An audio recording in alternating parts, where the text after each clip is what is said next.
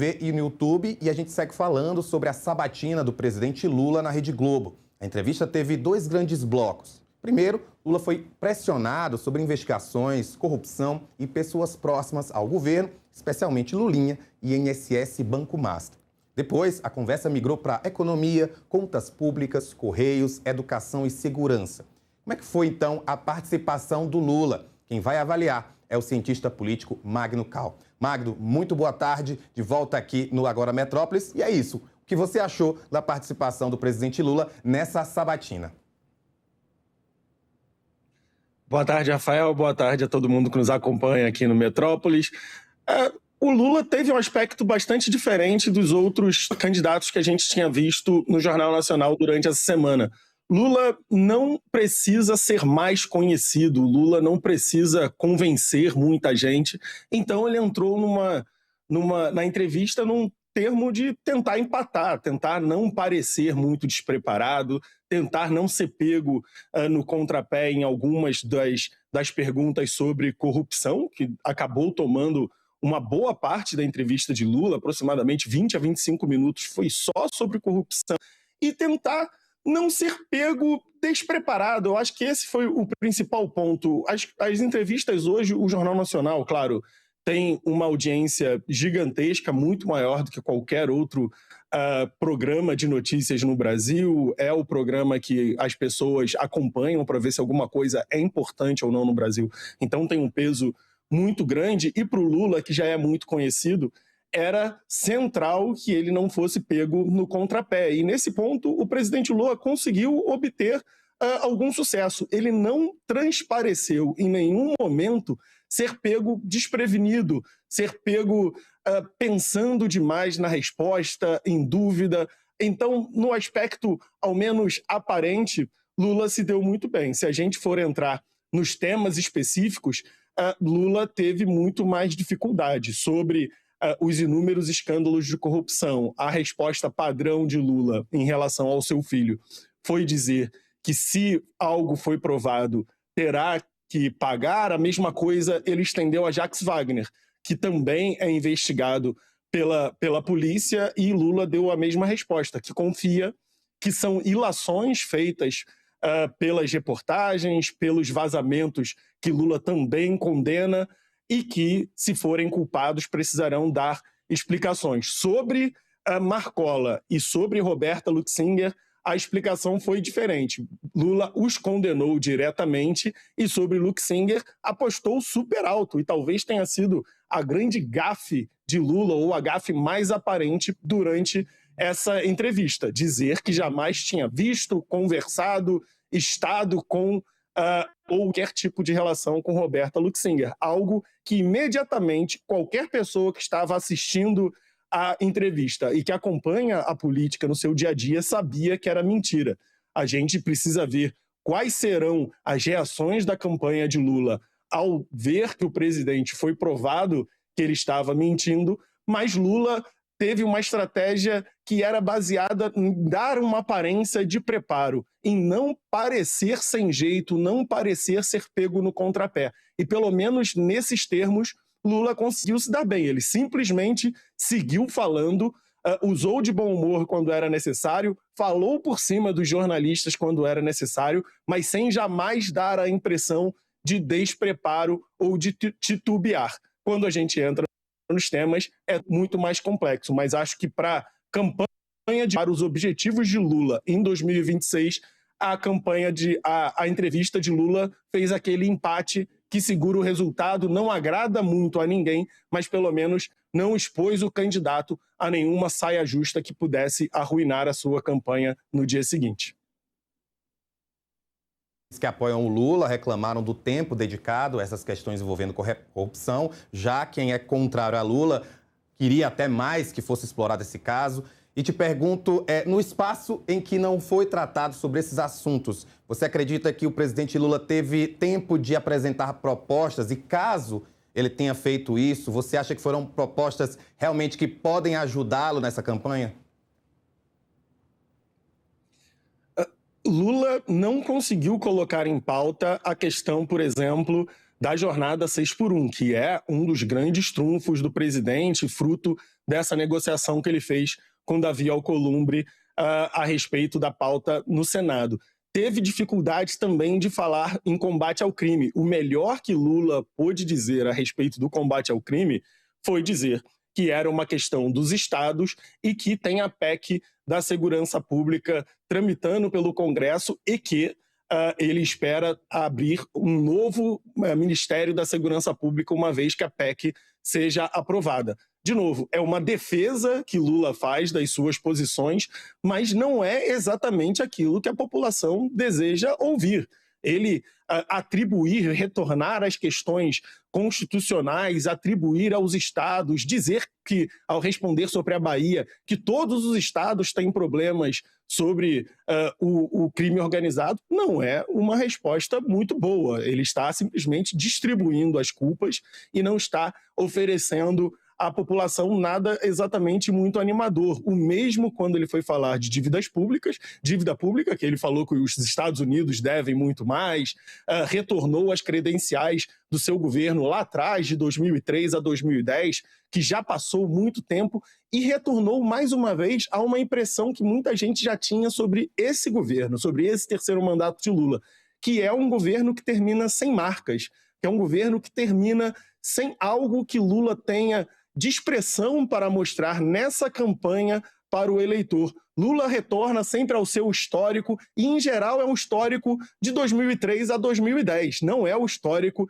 de 2023 a 2026. Ele tenta se desassociar de questões mais complicadas, como, por exemplo, a situação econômica, que pode se deteriorar no futuro, pedindo um voto de confiança, dizendo que já fez superávit, que já organizou a economia e a população precisa confiar nele, pode confiar nele, o que faz algum sentido, já que ele era o presidente numa época que a economia brasileira, além de ter sido um governo que realizou ajustes bastante duros nas contas públicas, mas fica essa impressão de que nos últimos 4 anos, ou 2 últimos 4 anos, Lula tem muito pouco a contar. É que a gente identifica um molho que faz com que ele seja um político muito cascudo, um político muito experiente, que consegue,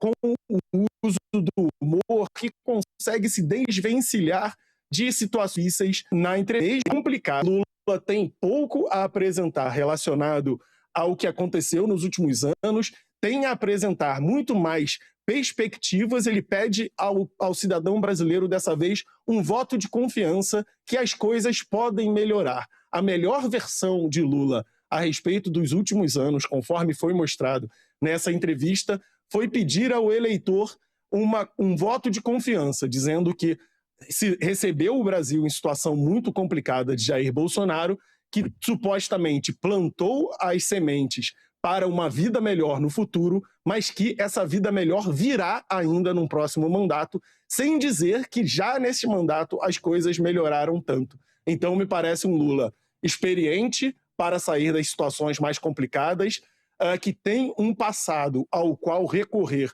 com bastante frequência, e ele fez uso dessa frequência, um político que consegue utilizar do humor ou mesmo de falas mais enfáticas quando se encontra em situações difíceis, como, por exemplo, quando falam de corrupção, ele retorna à Lava Jato, se diz injustiçado para rebater essas acusações, mas ainda assim um presidente que, muito mais do que realizações do último mandato, ele pede um voto de confiança baseado no seu passado, que ele conseguirá, daqui para frente, fazer com que algumas coisas que a população aguarda passem a ser realidade.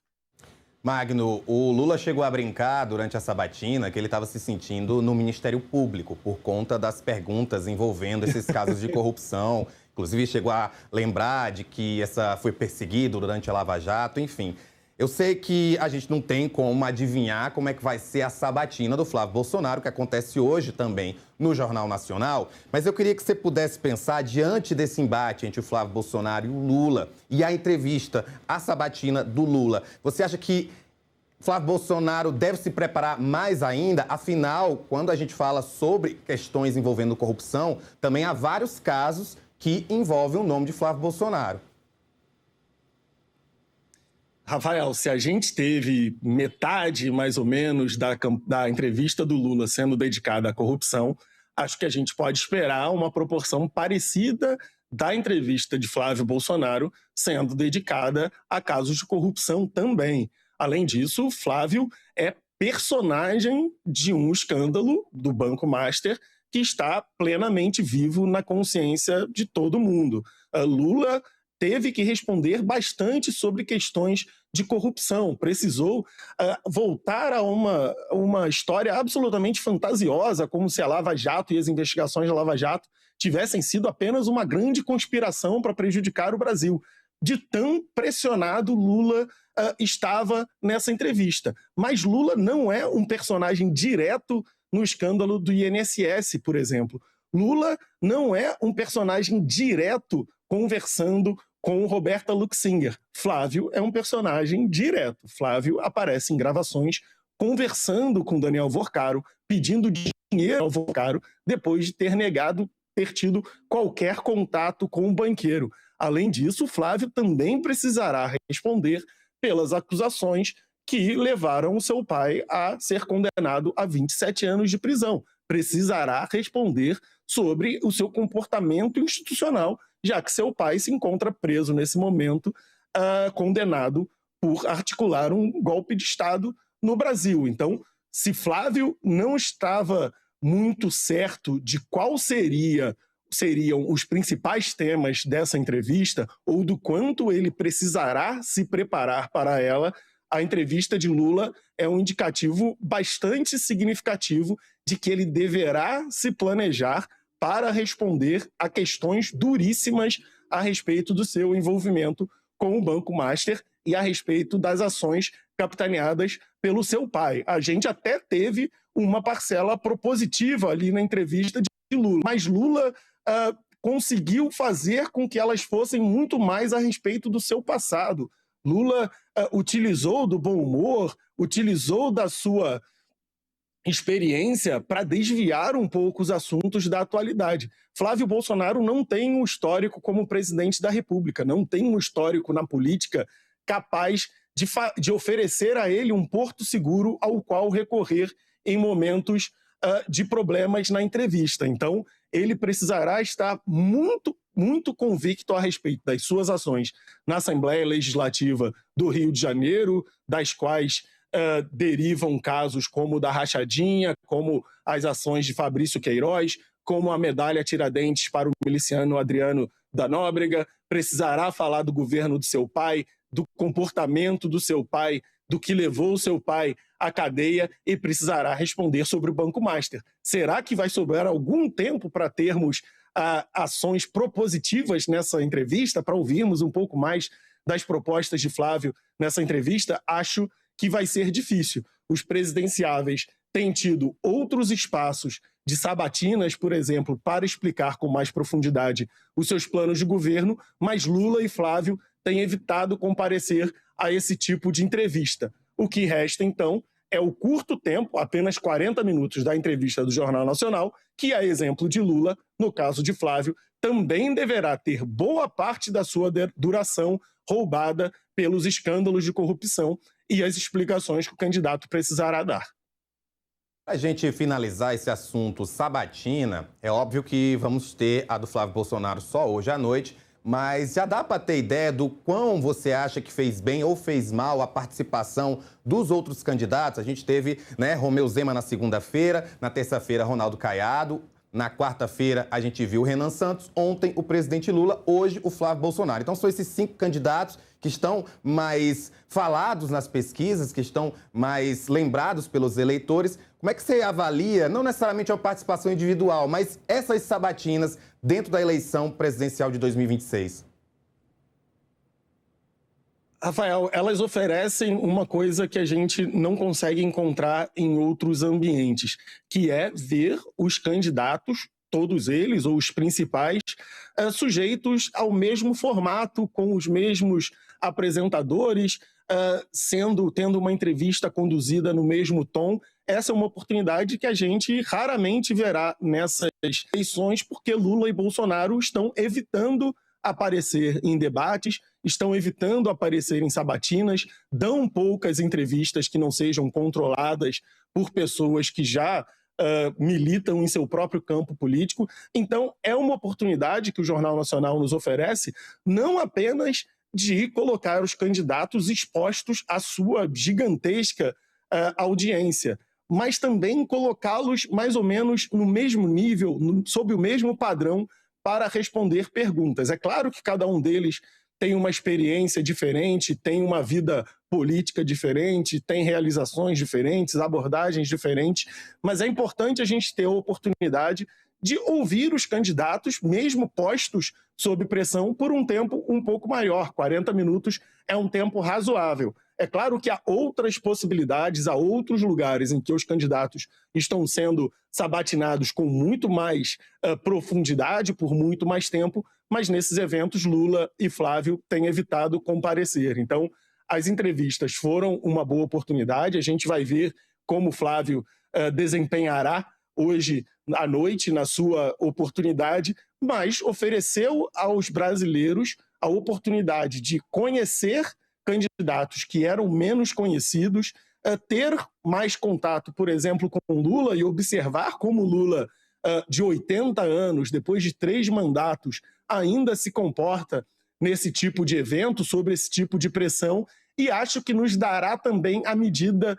do preparo, da cautela em abordar certos temas, no que Flávio optará por ser agressivo ou não nessa entrevista de hoje à noite. Magno, já estamos chegando ao fim da segunda semana de campanha política e quero também que você me diga o que é que mudou. A gente ainda está naquele clima